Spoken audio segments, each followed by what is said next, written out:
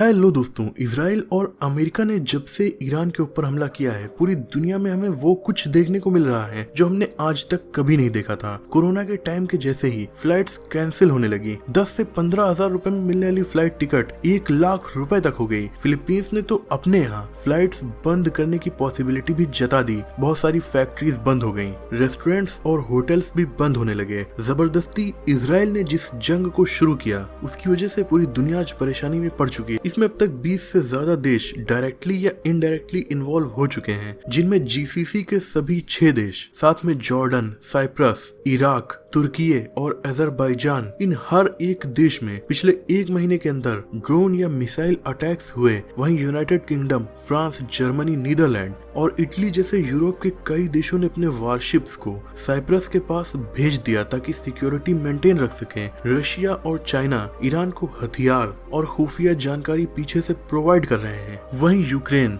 America और gulf countries को Iran के शाहिद ड्रोन को शूट डाउन करने में हेल्प कर रहा है, क्योंकि रशिया यूक्रेन वार जो पिछले 4 सालों से चल रहा है, उसमें रशिया ईरान के इसी ड्रोन का इस्तेमाल यूक्रेन के ऊपर करता आ रहा है। इसीलिए यूक्रेन ने इस ड्रोन को टैकल करने के बहुत सारे तरीके निकाल लिए हैं। दुनिया के इतिहास में पहली बार ऐसे हथियारों का इस्तेमाल हुआ है जिन्हें सिर्फ बनाया ही गया था पर कभी इस्तेमाल नहीं किया गया था, जिनमें से ईरान ने हाइपरसोनिक मिसाइल्स और क्लस्टर बॉम्ब्स का इस्तेमाल किया। अमेरिका के लेटेस्ट और मोस्ट एडवांस माने जाने वाले F-35 फाइटर जेट को इतिहास में पहली बार किसी देश ने ट्रैक करके टारगेट कर लिया। शायद ऐसा इस पीढ़ी के दौर में पहली बार हो रहा है जब वर्ल्ड हेल्थ ऑर्गेनाइजेशन न्यूक्लियर हमले में घायल लोगों की जान कैसे बचाई जाए इसकी तैयारी कर रहा है। और इसीलिए कुछ एक्सपर्ट्स ये कहने लगे हैं कि हम लोग एक बार फिर से वर्ल्ड वार के मुहाने पर खड़े हैं, क्योंकि अगर हम इतिहास को देखें तो दुनिया में केवल 2 बार वर्ल्ड वार हुए हैं। ये दोनों ही अचानक से वर्ल्ड वार नहीं बन गए थे, बल्कि इनकी बहुत छोटी सी घटना से शुरुआत हुई थी, जिनमें वर्ल्ड वार 1 तब शुरू हुआ जब ऑस्ट्रिया हंगरी के प्रिंस फ्रांस फर्डिनेंड पर सर्बिया के एक शख्स ने हमला कर उनकी जान ले ली। गुस्से में ऑस्ट्रिया हंगरी ने सर्बिया के ऊपर वार डिक्लेयर कर दिया। सर्बिया के सपोर्ट में रशिया उतर आया और धीरे धीरे ऐसे ही दुनिया के कई देश इसमें इन्वॉल्व हो गए। वहीं वर्ल्ड वार 2 तब शुरू हुआ जब सिर्फ जर्मनी ने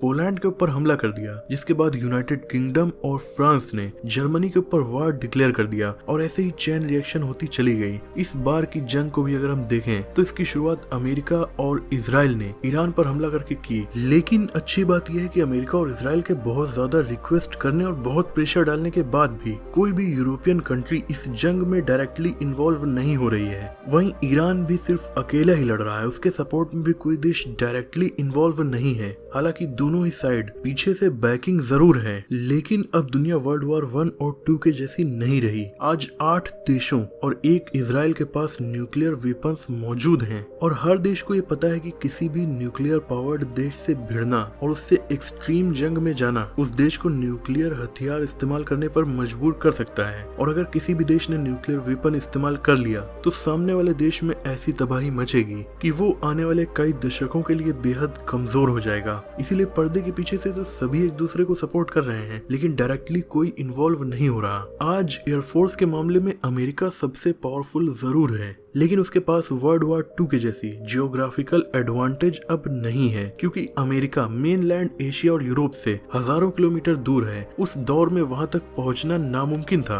क्योंकि बीच में अटलांटिक और पैसिफिक ओशियंस मौजूद हैं। लेकिन आज के दौर में रशिया, चाइना और नॉर्थ कोरिया, इन तीनों के पास ICBM यानी इंटर कॉन्टिनेंटल बैलिस्टिक मिसाइल्स हैं, जो डायरेक्टली कुछ ही मिनटों में अमेरिका पहुंच सकती हैं। और अमेरिका के किसी भी शहर को ये तीनों ही देश न्यूक्लियर वेपन से तबाह कर सकते हैं, और ये तीनों ईरान के क्लोज एलाई भी हैं। अमेरिका को ये बात बखूबी पता है कि अगर इनमें से कोई भी देश इस जंग में डायरेक्टली इन्वॉल्व होता है तो दुनिया वो देखेगी जो उसने कभी नहीं देखा, यानी अमेरिका के ऊपर डायरेक्ट हमले होते हुए दिखेंगे। जहां वर्ल्ड वार 2 के टाइम उसने जापान के 2 शहरों के ऊपर न्यूक्लियर हमले किए थे, इस वक्त वो खुद भी न्यूक्लियर हमलों की जद में है। दूसरी सबसे खतरनाक चीज है न्यूक्लियर सबमरीन्स। समुद्र में सैकड़ों फीट नीचे तैरती मौत। आप आपको पता ही नहीं कि आपके देश की सीमा में दुश्मन छुपा बैठा होता है। आज चाइना और रशिया की न्यूक्लियर सबमरीन्स अमेरिका से केवल कुछ 100 किलोमीटर की दूरी पर समुद्र के नीचे जाती रहती हैं, जिनकी एग्जैक्ट लोकेशन किसी को नहीं पता होती, लेकिन एक्सपर्ट्स के मुताबिक ये सबमरीन्स अक्सर इन इलाकों में जाती हैं। सेम ऐसा ही अमेरिकन सबमरीन्स भी करती हैं। ये न्यूक्लियर पावर्ड सबमरीन एक कमांड मिलने पर अमेरिका की किसी भी लोकेशन को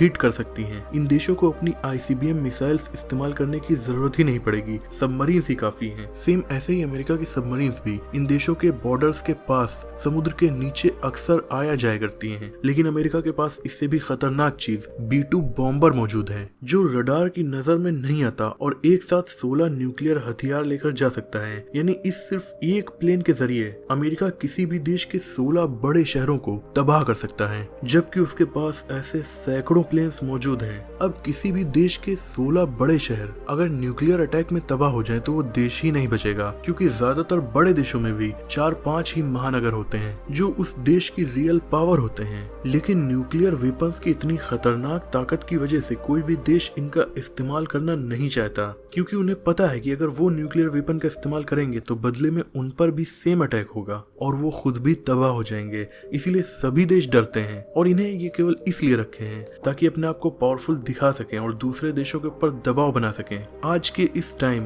दुनिया की 9 न्यूक्लियर पावर में से 5 डायरेक्टली किसी न किसी जंग में इन्वॉल्व हैं। America, Israel, Britain, France, Russia इतने सालों से जंग कर रहे हैं, लेकिन किसी ने भी हिम्मत नहीं की कि न्यूक्लियर वेपन का इस्तेमाल करें, क्योंकि सबसे खतरनाक बात यह है कि वर्ल्ड वॉर 1 और 2 में जो देश न्यूट्रल थे, यानी उन्होंने किसी से पंगा नहीं लिया, उन्हें कोई खतरा भी नहीं था। वर्ल्ड वॉर 1 और 2 में जो देश इन्वॉल्व थे वहाँ की बेगुनाह जनता जरूर मारी गई। लेकिन अब तो हालत ये है कि अगर कोई 2 देश भी आपस में न्यूक्लियर वार कर ले तो पूरी दुनिया पर इसका असर देखने को मिलेगा, क्योंकि न्यूक्लियर रेडिएशन किसी बॉर्डर को नहीं देखेगा। अभी हाल ही में जब इजराइल ने ईरान के ऑयल फील्ड को निशाना बनाया और भारी तबाही मचा दी, जिससे ऑयल फील्ड जलने लगा और जो काला धुआं तेहरान के ऊपर छा गया वो तुर्कमेनिस्तान, पाकिस्तान, नॉर्दर्न इंडिया और चाइना तक पहुंच गया। यानी इन देशों पर भी इसका असर देखने को मिला। वहीं यूरोप के देश तो बहुत ज्यादा छोटे हैं, अगर एक देश के ऊपर न्यूक्लियर अटैक होता है तो रेडिएशन से दूसरे देशों में भी तबाही मच जाएगी, भले ही वो इसमें न शामिल हो। ऑलरेडी अमेरिका और इजराइल ने जिस जंग को शुरू किया था उसकी मुसीबत पूरी दुनिया झेल रही है। बहुत सारे देशों में पेट्रोल डीजल के दाम 50% से ज्यादा बढ़ चुके हैं। बहुत सारे देशों में खाना नहीं पहुंच पा रहा है,